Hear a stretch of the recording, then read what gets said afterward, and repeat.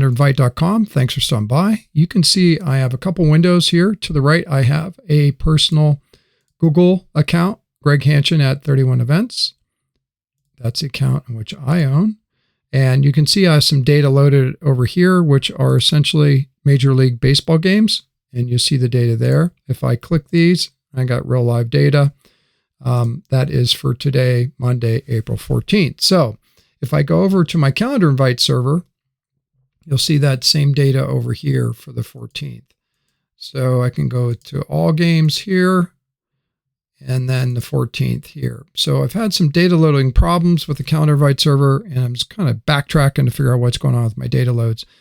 So I'm just capturing some of this here. If you look, what's really going on with our data set itself is I'm using a personal calendar invite. I just showed you. I'm dropping off that data at create@calendarsnack.com.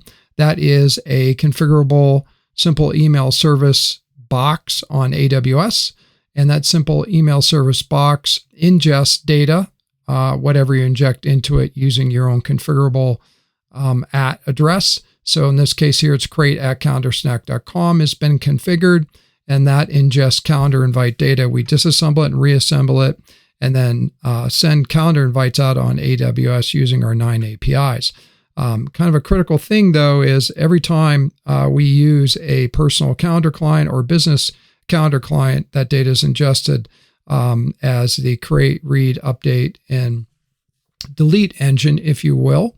And that means that we have to abide by how to not only inject a new calendar invite into the AWS Calendar Invite server, but how we would update it or cancel it. So we're using the same CRUD principles of the clients themselves, and that creates unique opportunities for us to do really cool things. So that one cool thing is, which I'm going to show you live, is how data is manipulated in AWS. So let's example, Philadelphia Phillies.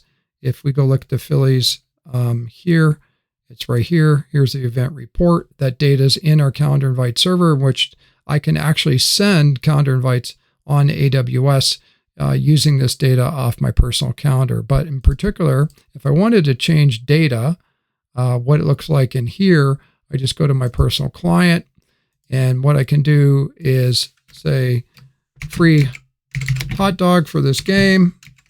As an example,